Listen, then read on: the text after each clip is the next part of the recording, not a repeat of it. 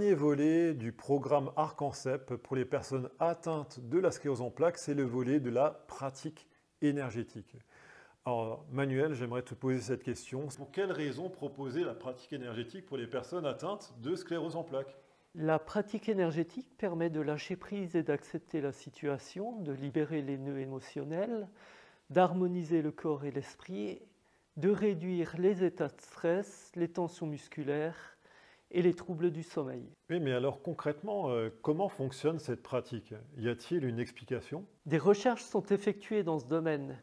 On note que le cœur et le cerveau émettent un champ électromagnétique. Le cœur émet un champ électrique 60 fois plus grand en amplitude que le cerveau et aussi un champ magnétique 5000 fois plus fort que celui-ci. L'état émotionnel et mental ont une influence sur notre état physique et psychologique. Ben oui, tout à fait. D'ailleurs, il y a même des études scientifiques qui ont montré que chaque émotion a une signature électromagnétique bien spécifique. Alors, par exemple, tu vois, on va prendre l'amour et la gratitude qui, dans le champ généré, provoque un état de cohérence cardiaque qui est positif pour le corps et pour le mental. Et ce champ généré va influencer la personne elle-même, mais aussi les personnes qui se trouvent à proximité. Et il peut avoir un phénomène de synchronisation et d'harmonisation de ces champs entre le donneur et le receveur.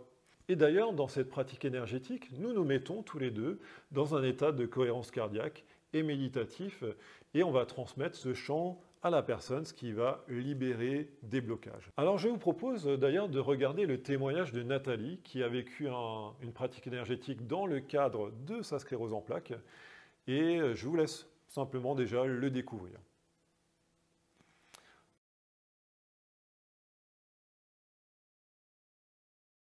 Alors bien entendu, Manuel, ces pratiques énergétiques n'ont pas toujours le même effet que celui qu'a eu Nathalie, par exemple.